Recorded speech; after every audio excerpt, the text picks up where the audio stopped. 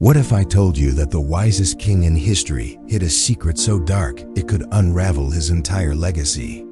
Imagine a palace of gold where 1,000 women whispered treachery under the cover of night, their voices carrying the scent of betrayal. This isn't a story for the faint. This is the uncensored truth of Solomon's forbidden nights, a tale the scriptures dare to hint at but never fully reveal. If you're ready to face the shadows, stay with me, because this revelation will haunt you until the end. Close your eyes and let me take you back to a Jerusalem bathed in the golden haze of antiquity, where the air is heavy with the musk of sandalwood and the flicker of torchlight dances on walls encrusted with jewels. This is the palace of King Solomon, a man whose name still reverberates with wisdom, a ruler who knelt before God not for riches or might, but for a mind to pierce the veil of the unknown.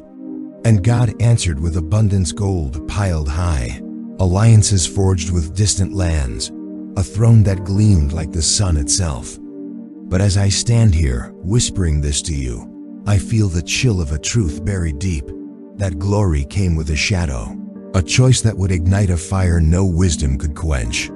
Solomon didn't just marry once, he gathered 1,000 wives and concubines, princesses from Egypt, Moab, and beyond, each a political pact, each a pulse of ambition wrapped in silk and perfume. Can you hear the rustle of their garments as they moved through those halls? Their eyes glinting with dreams of power, their hearts beating with secrets I'm about to unveil. The days were a spectacle of prosperity, but the nights were a different realm. As the sun sank below the horizon, painting the sky with streaks of blood red, the palace transformed into a labyrinth of intrigue. I can almost see a young princess from Egypt, her laughter like a melody that lured Solomon into her web, her tables laden with exotic fruits and wines that sparkled like liquid fire. She was his delight, they say, her beauty a weapon she wielded with a smile. But in the dim corners, another presence loomed, an older concubine from Ammon, her face etched with the scars of survival, her gaze sharp as a blade. She watched the girl's ascent with a heart full of venom, knowing her own influence was slipping away, and she began to plot. The air grew thick with tension, the scent of jasmine mingling with the bitterness of envy, and soon those corridors echoed with whispers of betrayal. One night, as the princess hosted a feast to cement her hold on the king, the Ammonite woman struck her servant, tipping the goblet, the wine spilling red across the marble, a silent warning of poison meant for Solomon. He never knew how close death brushed his lips, but the palace did, and the war between these women deepened into a shadow that swallowed the light. This wasn't just a battle of hearts, it was a clash of faiths. Those 1,000 women brought more than beauty.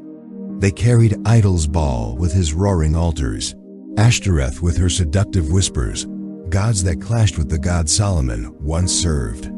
I can feel the heat of those sacrifices, the smoke curling into the night as Solomon, in his wisdom, faltered, his prayers giving way to chants that echoed through the palace walls.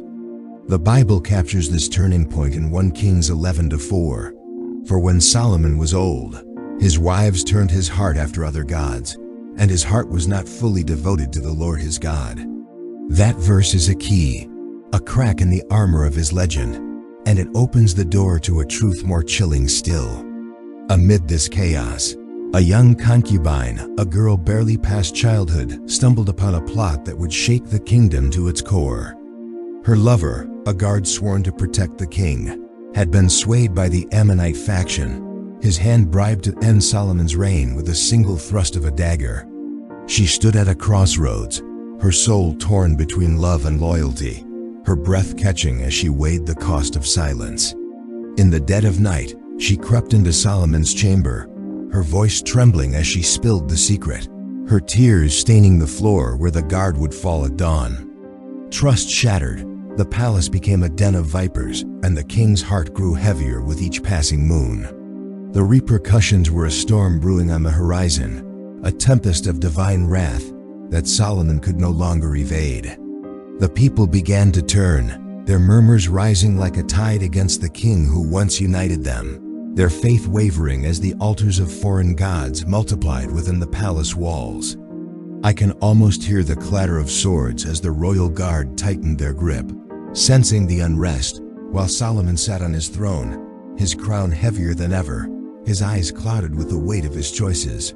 The priests, once his allies, now whispered prayers of judgment, their voices blending with the wind that howled through the cracked marble. This was the beginning of the end, a slow unraveling that no amount of wisdom could mend, as the king's devotion slipped further into the abyss of idolatry. But the palace held another secret, one that festered in the shadows of those golden halls, a conspiracy that reached beyond the women to the very heart of Solomon's court. A trusted advisor, a man named Eliab, had grown envious of the king's power, his loyalty eroding with each passing year. Late one night, under the guise of counsel, Eliab met with emissaries from a rival nation, promising to weaken Solomon from within in exchange for riches and the throne of his own. The plot thickened as he fed false reports to the king, turning ally against ally, his words a poison that seeped into the kingdom's foundations. Solomon, blinded by the chaos of his harem, failed to see the dagger at his back until it was almost too late. The tension reached a breaking point when a young scribe, loyal to Solomon, uncovered Eliab's treachery. The scribe, a quiet soul named Micah, had spent nights poring over ledgers, his fingers stained with ink as he pieced together the betrayal. His heart raced as he realized the depth of the deception, the lives at stake, and the king's life hanging by a thread. With trembling hands, he approached Solomon, unrolling a scroll that laid bare the advisor's schemes, meetings, bribes, and a planned coup under the cover of a festival. The revelation struck like lightning, and Eliab was banished, his name erased from the annals, but the damage lingered, a scar on the kingdom's soul. As the years wore on, the palace became a mirror of Solomon's inner turmoil, its beauty fading under the weight of his sins. The 1,000 women, once symbols of his power, now stood as reminders of his fall, their voices a chorus of regret that haunted the empty halls. I can feel the coldness of those stones, the silence broken only by the wind that carried whispers of a kingdom on the brink. Solomon, once the wisest of men, now sat alone, his wisdom a hollow echo, his prayers unanswered as the idols he embraced turned to dust.